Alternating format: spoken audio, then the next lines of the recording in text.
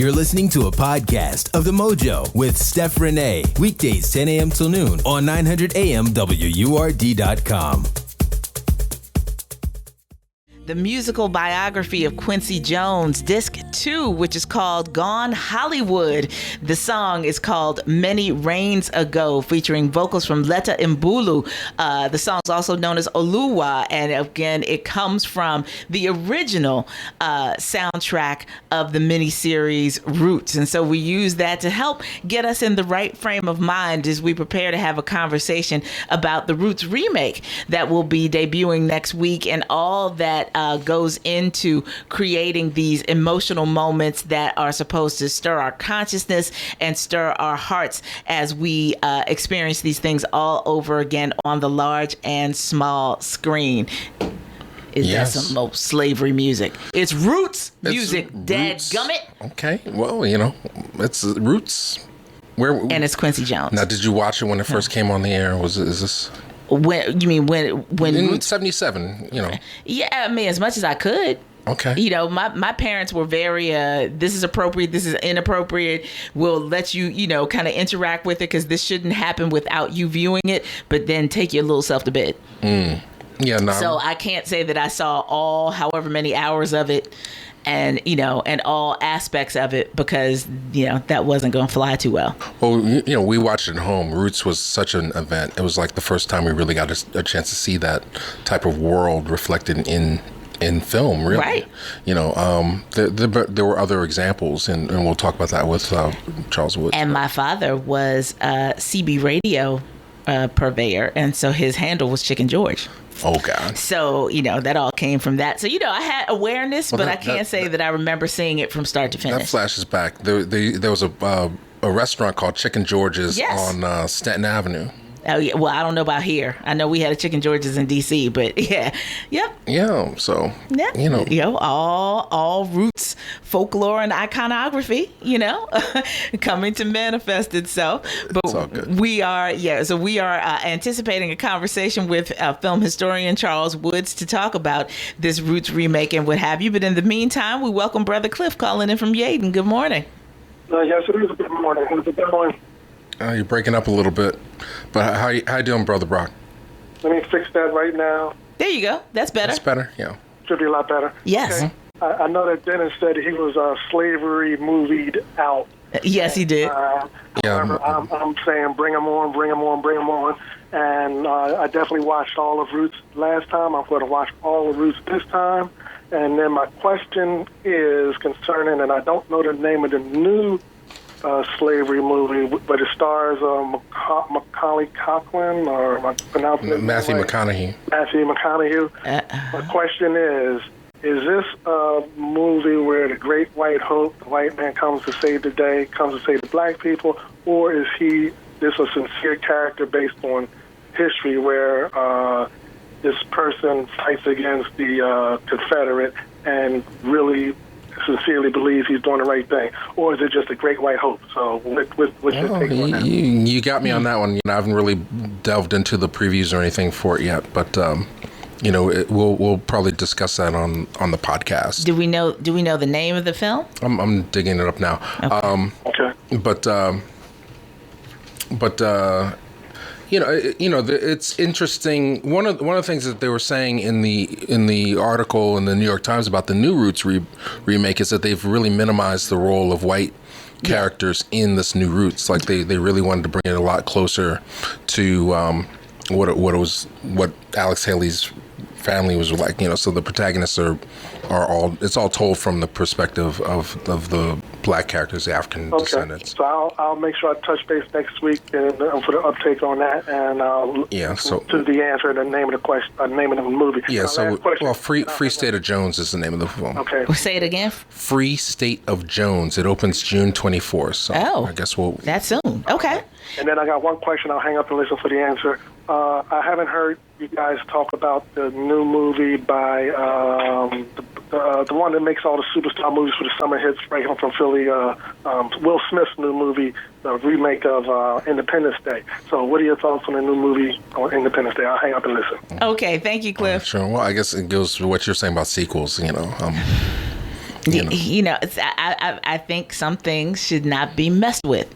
Let it stand in a moment and be that, instead of trying to come back to the well 20 years later and you know, recreate another let's save the planet again. Yeah, but unless it's Kindergarten Cop 2, then I think you know what, deserves a play on Netflix. You're really going to bring that up at some point and going to get stabbed with a pen. I will say, though, just before we welcome our guest, that, you know, it's interesting. I hadn't heard about this Free State of Jones film at all. Right. I mean, just totally not on my radar.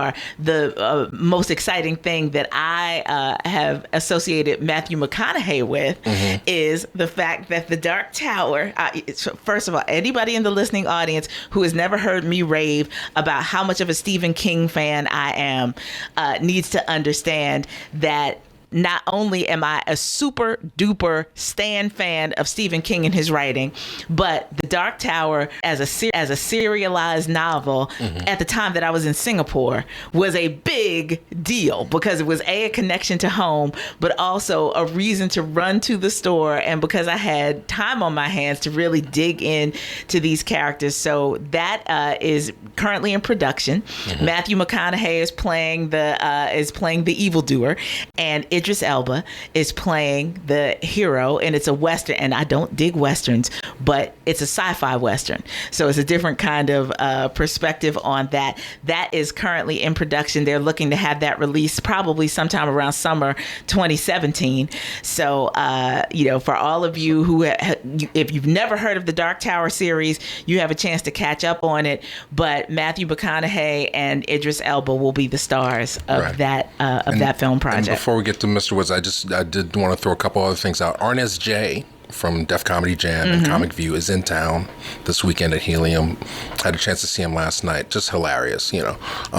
If you haven't seen his Netflix special, or if you've never seen him live, he's definitely worth the price of admission. Okay. And he's a real cool guy, you know. So we interviewed him. It'll be on our YouTube channel in the next couple weeks. Okay. And then they sent this to me. They've been harassing me. I haven't had a chance to watch anything but Dirty Grandpa with I knew you were gonna do that.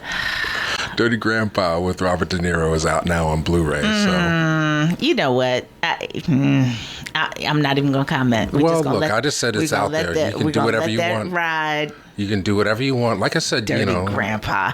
But Zac Efron's in that film, isn't it?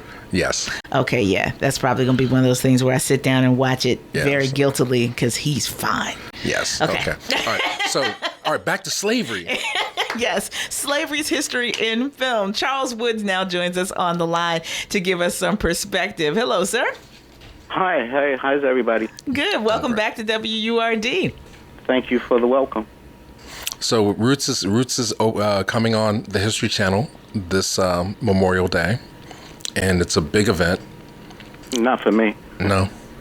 Okay, well, we can jump right into it. What? Why not? You know, I'm just tuning in not too long ago to the station, but I'm slavery out also. And you know, black folk always want to bring up some conspiracy, brother, where are you? But you know, as we've discussed in the past, we get certain films, it seems, since that handsome black man and that beautiful black woman have been in the White House. The race issue, if it's going to be discussed, they don't want to contemporize it. They'll deal with it as a past issue, not as a present issue. Okay, so we can go back in the past. We can be nostalgic. And as a consequence of being nostalgic, we're dealing with something that happened years ago, and they're saying, that happened years ago, but today things are much better. It's more progressive. Look, you have a black man in the office, the White House, something you said would never happen. Yet, with this black man in the White House, as I told you before, we don't have a post-racial America. We have people that have gone postal. as far as race is concerned. Well, let me play devil's advocate. Now, I would agree with you when you see movies like The Butler and 12 Years a Slave and The Help, that there's something going on in the zeitgeist that's sort of like saying, well, or even 42, like, that type of oppression towards black people happened years ago, and we got a black person in the White House. Even The Butler ends with Oprah, and spoiler alert, dropping dead the day before Obama gets elected. So, so like this man lived long enough to see his whole world change, but I think, in watching the previews now, I don't think anybody's seen all of the entirety of this New Roots. I think it's really, really for us in a way, in terms of like, we really need to understand our past in order for us to move forward. That sounds like something, Haile Gerima pointed out in his film. But the thing is, here's the point. As I told you before, film is so powerful. Film has the power of changing society. Mm-hmm. And the way it's used, they don't want it to change society. They want to keep it status quo. Now, if it's such a great thing to have a black man in the White House, how come the narrative is not what this man has done against all the odds? Mm-hmm. The day he was elected, you had powerful people meet on the very day he was elected, meet to discuss how they were going to put in obstructions so that this person would not be successful. Right. Mm-hmm. And the narrative is, everything that contradicts what he has accomplished in spite of that, and you can get a person like a Donald Trump being popular and people saying we need someone like him.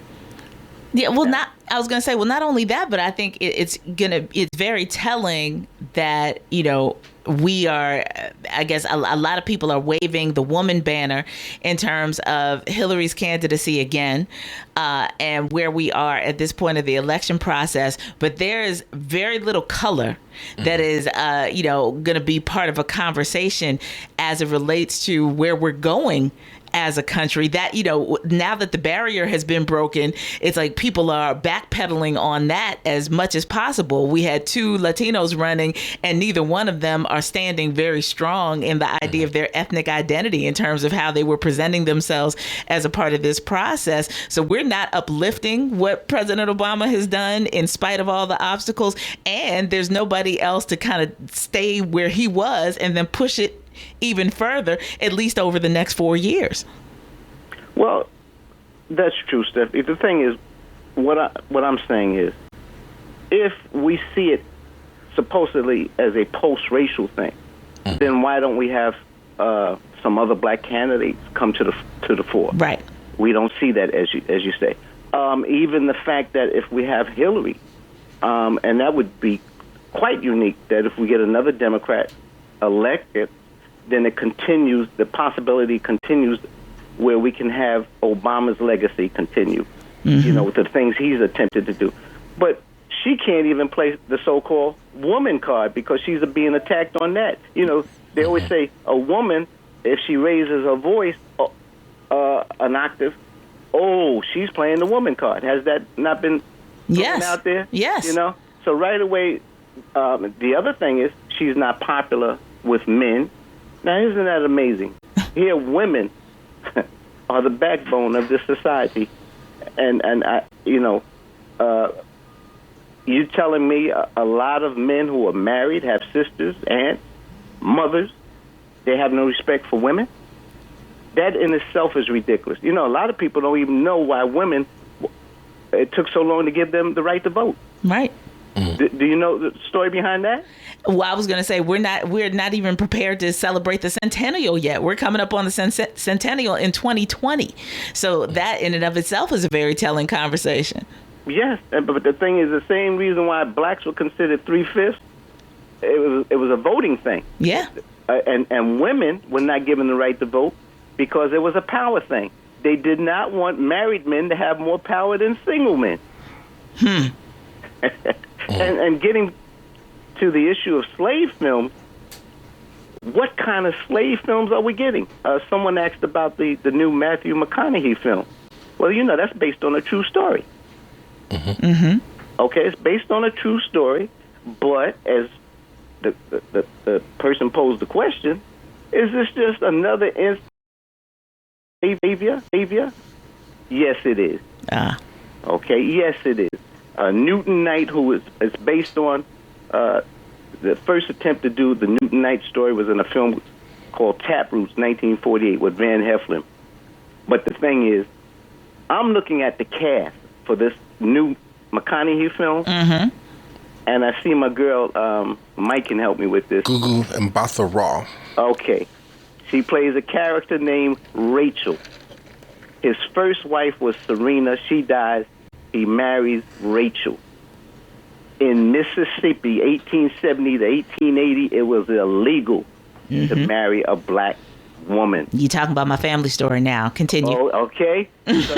So there's some people who say, what was his motive for fighting, Mm-hmm. True, he had opposition for religious reasons against slavery, but the thing is, as I talk about tricknology, the tricknology, Steph, Mike, is because of the power of film, we're not going to get motion pictures in any society. As I said before, Lenin, he said, of all the arts, the most important is cinema. But we're not going to get films that will come out where the message is subversive. Right. How do we produce films that will help ensure the status quo? Right. Okay?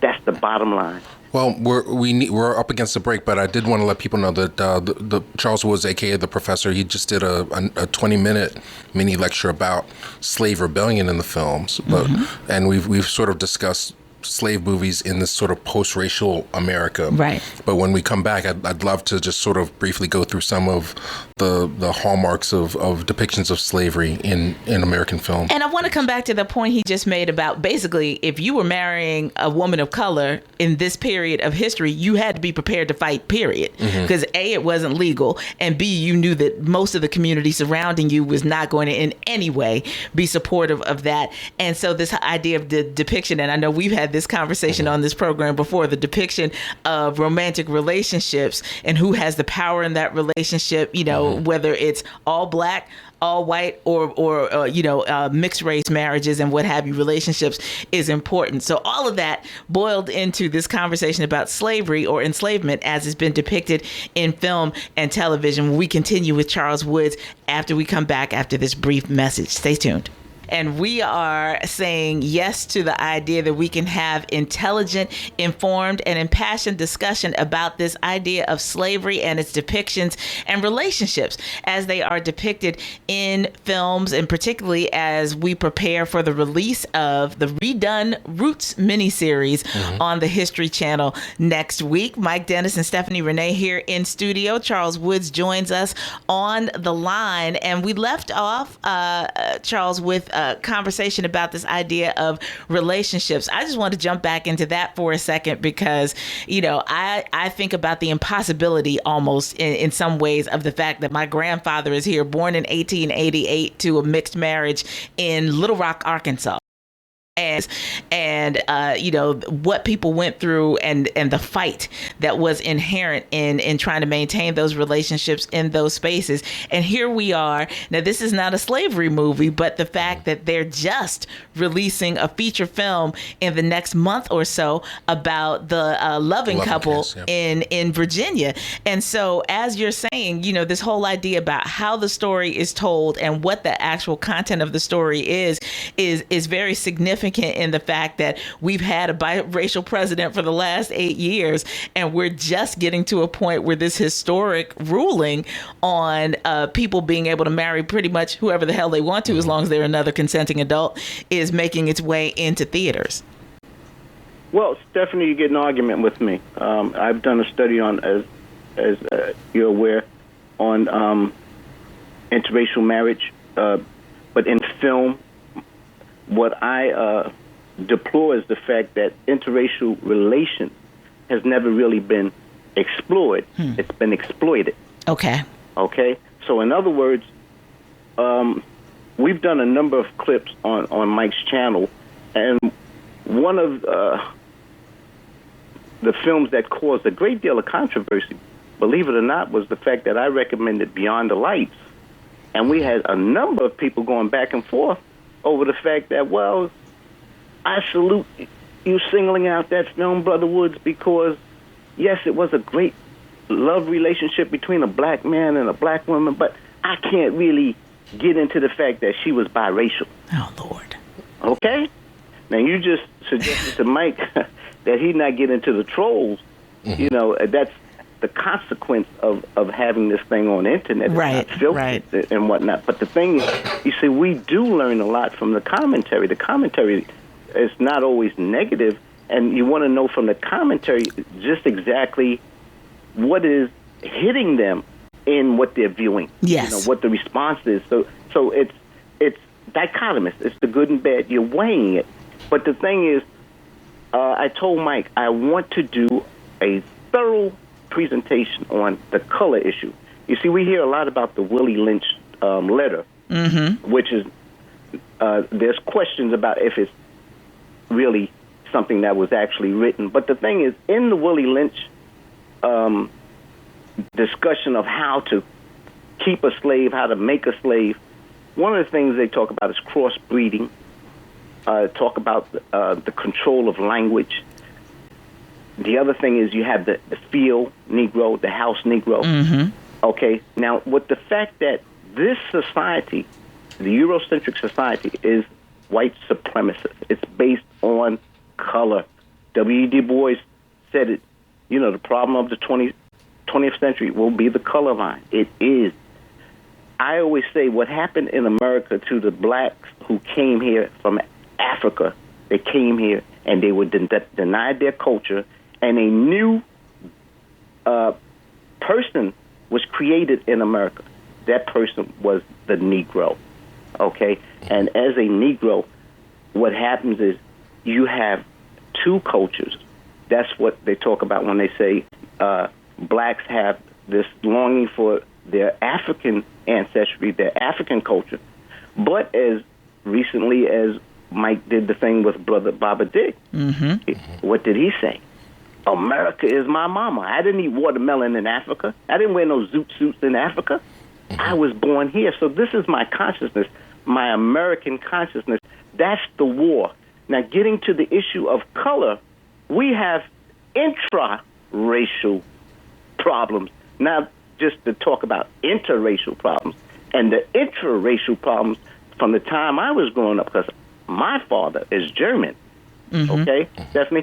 So the thing is, I know what it was like when I was in Vietnam and the Black is Beautiful movement came out. Yeah. And I was attacked because they were saying, oh, you don't, and can't you get with it? And we're wearing dashikis and all this stuff. So the thing is, with Black is Beautiful, there was this attempt to get to this black consciousness level. And I remember I told Mike, Barbara McNair, she caught hell because they were saying she wasn't black enough. And we have this infighting. And you tell me if you haven't heard, a lot of people say, Obama is not really a black man. And I think that came out of the lips of Mr. Dr. Ben Carson. Okay? Yep. So what's happened is what we get in America, because it's racial based on color, we are not seeing people as people. With the division is a consequence of things that shouldn't matter. Yeah. I should not be told who I can love.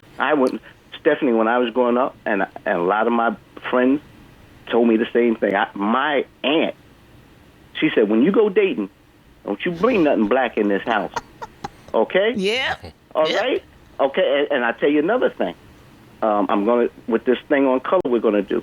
There's a scene in 1934's Imitation of Life. Take you back. 1934. The little light-skinned daughter comes running home. She's crying. What's the matter? The white daughter called her black. I'm not black. I'm not black. I won't be black. Okay? There was a time you couldn't call anybody black unless you were ready to fight. Right.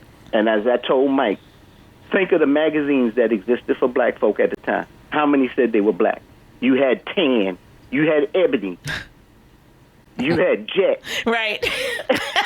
Where it's implied, right? When you say Jet, black comes after that, but it's not like they actually chose to include that. That's really interesting. I never really thought about it that way. Yeah. Sepia, yeah. Right. And then what were the ads? The ads. Skin bleaching, hair straightening, all right? Yep. And we may talk to one of the actresses, Marquis Bay, who's very fair-skinned. She was in The Landlord. Okay. And there was a time during black exploitation when black was the thing. She said, man, it's hard for me to get a job here. You can't get a role in a film unless you look like you just got off a slave ship. Yeah, that's an actual quote. But we're running out of time. I did want to enlighten our viewers with slavery movies, since that's the topic. Now a lot of films are used to reinforce the status quo. Mm-hmm. We know that, but has there ever been a film that has depicted accurately the true horrors of slavery, that you would recommend? Watch, I told you I didn't like it, but watch Farewell, Uncle Tom, or Goodbye, Uncle Tom. Okay. Okay, that's by some Italians. And, it wasn't American producers, but that thing was so brutal.